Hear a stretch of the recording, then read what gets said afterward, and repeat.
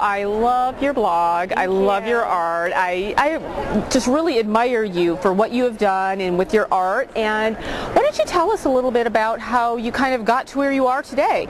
Well, actually, I studied painting and printmaking in college, so I knew from like age 3, if I can remember back that far, I knew I wanted to be an artist. Yeah. So high school, junior high, I took art lessons all through growing up. My parents supported, you know, my passion for art.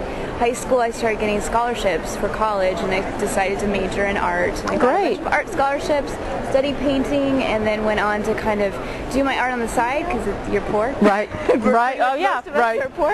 And then worked a normal job in marketing on the side. And a couple years ago, I was actually able to go full time as an artist. That's great. Insert like 20 years. That is great. Still paying back college loans. That's great. Well, but you know what though? It's so good to hear things like that too, because I think a lot of people think that they can just kind of put their stuff out there and go, well, why am I not being able to just, you know? And I tell people that all the time when they want advice. That it's very rare you have overnight success. Right. So I've had tons of failure. I've had tons of trial and errors. Right. I've had to work a job and kind of do my art at the same time. Yeah. So people think it just happens, but it actually is something that I think if you work with, I appreciate it more because it didn't. Well, exactly. And I think that it's important for people to know how hard you do. So what are you doing right now today? So right now we're demoing the line of Tulip's fabric markers. Oh, okay. So I've got aprons, and I've gone to town on these aprons with all my drawings. So you did all this. Yeah, you drew all these. Kind of go wild on it, but I actually use them a lot in my own work because I do a lot with fabric. Yeah. So I'll take fabric markers and design my own yardage of fabric. And cut it up and sew with it and do all kinds of stuff. This is fun. This is so much fun. A couple markers will get far. I know. And, you know, nothing. You know, it's like for somebody who was kind of intimidated by paints and all these things. Markers are a great. You can't go wrong with this. Totally. So now, what do you have coming up? What do you have down the pike for? Currently, I'm working on a book, so it'll be out in August. It's called So Wild, and it's a sewing book, but it's kind of for people who don't like to sew. Okay. Can't say anymore. Yeah. But it's going to be my style. Yeah. Wild and crazy, breaking all the rules. So I've been working on that. I'm launching a website with my mom where we'll have an online kind of shopping experience with kits and handmade Wonderful. stuff. Affordable, but all handmade, one-of-a-kind things. And then blogging. I teach online and I travel and teach a lot, so I've got a lot of online classes going on. Great. And lots of little travel opportunities. Great. Oh my gosh, that sounds so wonderful. It is. You know, well, and that's how we artists are. It's like we're all over the place. You kind of have to have a couple things going on. Yeah, exactly. So thank you so much and I am so happy to finally meet you after all. I know we are. We're neighbors. We both live in San Diego, and it's just, so we'll have to hook up sometime. And I am signing off with Alisa Burke.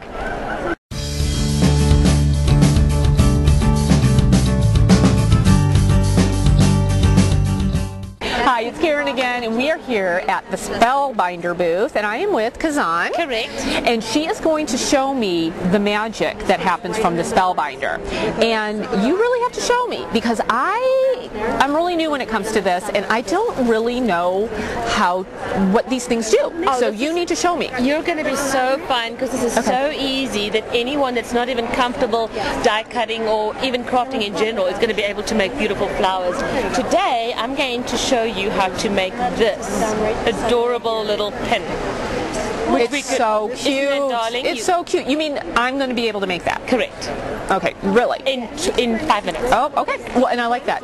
Fast, easy. Okay, so what's the first step? I'm going to have you work over here, and you're going to fold your tissue paper in half. Okay. So fold it in half. There we go. Just like that? Okay. And then you're going to fold it again in half. This way? This length. Oh, this way. Okay, let me turn it around. And what's nice about Spellbinders and the Grand Caliber is that you're working on a much larger surface. This is an 8.5 by 11 cutting surface. Okay. So you're going to be putting several different die templates down and cutting it out one project. Oh, okay. Which is time saving and easier too. So we like that. Time saving and easy. So go ahead and fold this one more time that way. Okay. And then this tissue paper. This is just tissue paper that you can get at any store in any. Okay. And you're going to fold it over one more time. Okay. So what we're doing here with our dies is we're cutting at least 16 layers of tissue paper with one cut, which you obviously couldn't do with, say, an electronic cutting machine or something like that, which is a nice feature as well.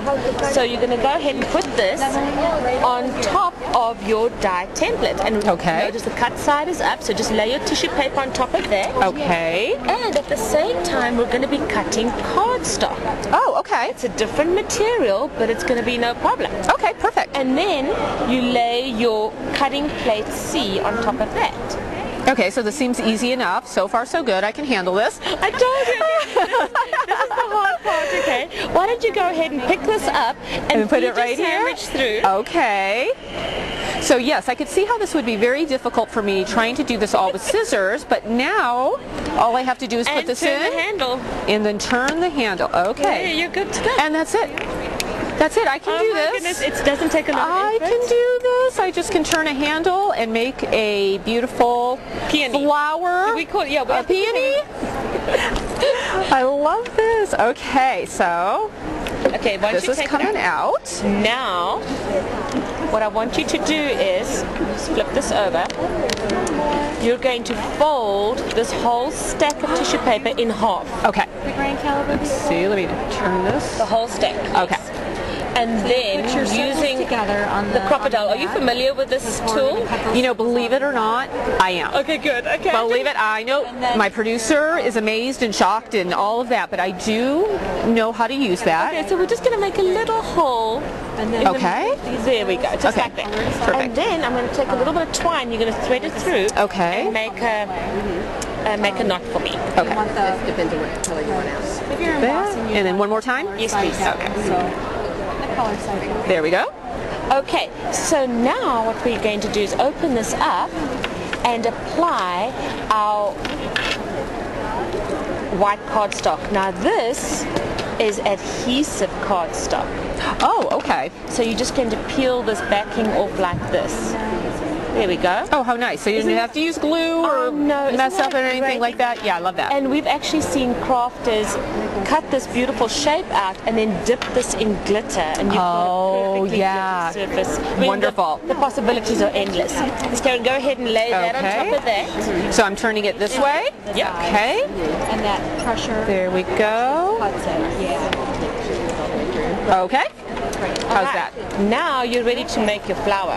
No, you actually don't. So what you're going to do is you're going to take each layer and you're going to kind of poof it up a little bit. The first layer. So I take it, oh, I see. Yes. I see, okay. And then you just kind of Scrunch poof it it up. like Yes. this? Like make a little tower like that. How's that? Perfect. Okay, and then the next now one? you take your next layer.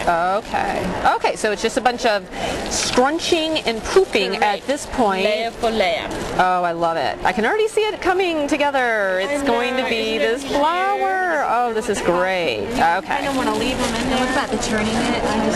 Yes, if you wanted to get a different, just kind of turn it this way. Oh, I see. Okay. Just kind of work it. And I've seen people actually scrunch it up really tight in the corner. Right. And leave the edges a little bit looser. Okay, so you can do have different flowers every time you do it. So. Of course. Oh, this if is you great. wanted to, you could probably run a little bit of ink over the very edges to kind of distress it a little bit. I'm even thinking like a little bit of glitter on the top of that would it. be stunning. Oh, that would be so. See, I love so glitter. cute. I try to work it into everything that I do, and this I could see would be great.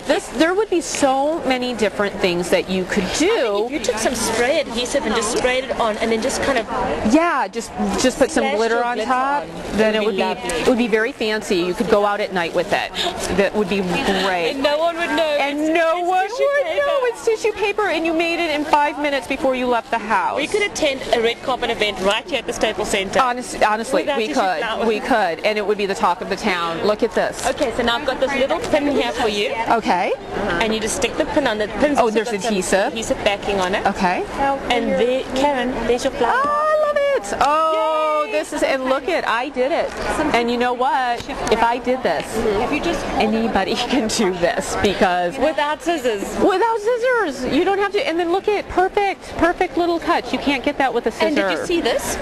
Well, this I saw, and I love this. So is this just kind of the same thing with maybe bigger? We've used bigger dies. Okay. We've used the actual grand dies, the biggest ones from this set. Okay. Which is you can cut on this size. And so there's about 4 of these, the exact same process. There's 4 of them that we've grouped together. And so you could, and even these, you could make smaller ones, and you could make bigger.